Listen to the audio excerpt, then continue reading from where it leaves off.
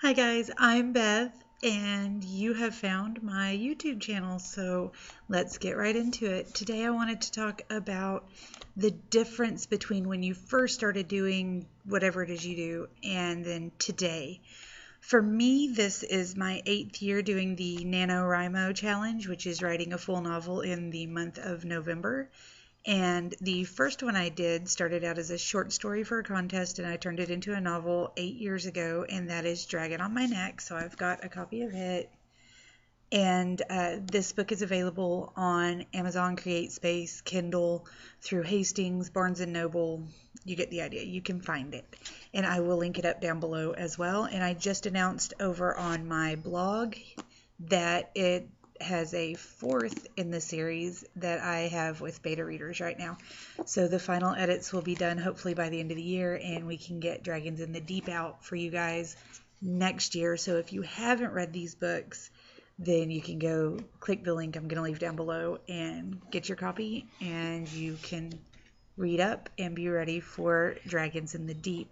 Now what I want to do today is read a little excerpt from Dragon on My Neck, and then I'm going to read you an excerpt from the first draft I've got going for my new book, my NaNo novel this year.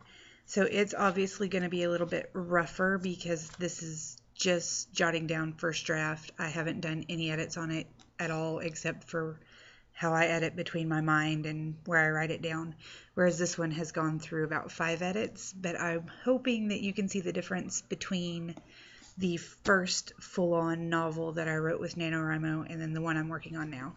8 years. Hopefully I sound a little more sophisticated. I do hope that my unique writing tone is here in both of them, but a little more sophisticated, which is really what you're going for as you grow and you learn in whatever field you're doing. You hope that your zeal is still there, but that your abilities have grown and your voice has grown with it.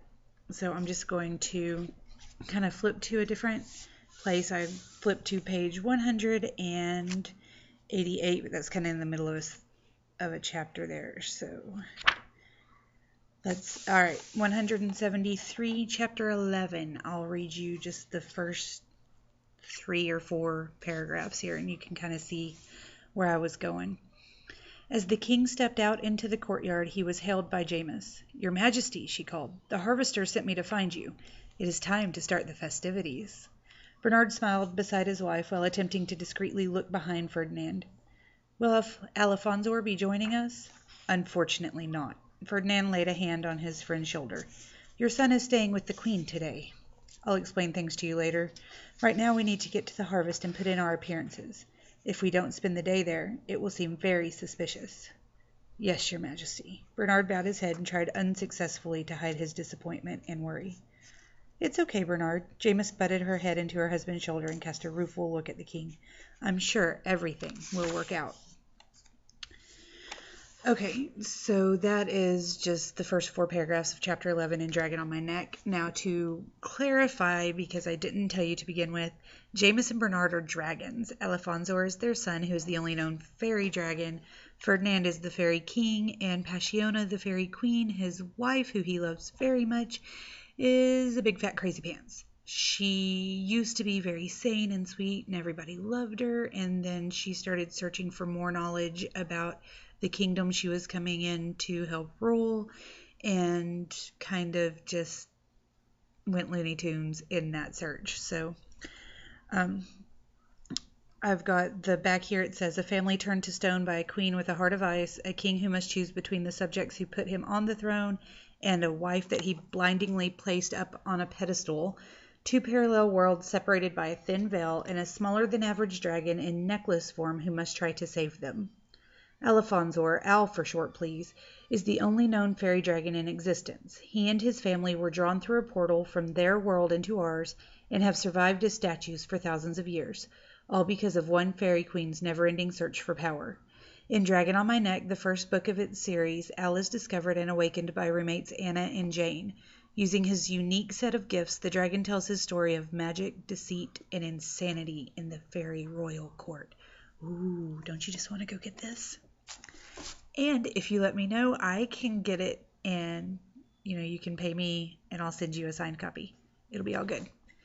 Just a little shameless self-promotion there. All right, now we're going to work on this. It is currently tentatively titled The Way We Were, Are, Whatever. And this book is about a group of friends in modern day who are kind of going through their late 20s, early 30s. Some of them have known each other their whole life, some since college, some have been working together a few years, and they've just kind of made this tight-knit family. And they all start experiencing weird dreams, like fantastical dreams of earlier times, different lives, etc. And they slowly come to find out that it is their past lives trying to warn them, because there is a group of somebody who's going to try to make a pseudo-apocalyptic event occur so they can take over the world. So let's flip through to, let's see. I'm not sure where this goes. It's kind of, this book is the first one I've ever done that is hopping back and forth, so I'm not entirely certain where anything goes in the story yet, but here's this one. A soft, calm melancholy, a sorrow that only feels as though a part of me has gone missing. I do not wish to cry, to wail. I'm the deep breath of a sigh. Something's happening, or about to happen, that will change our worlds forever. And I don't know what or even if this pertains to me. I'm just sitting here, waiting, watching, writing, emptying. I am a soft sorrow that seeks no solace. And then we have, let's see, then we have this section.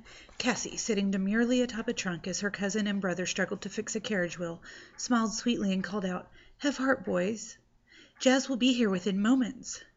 How do you... Oh. Marin's question cut itself short as a howl rang across the miles. "I believe my dear sister is correct, Nick. Let's take a break." "Now where did that girl go?" Marin grumbled, turning to find his sister gone from her perch.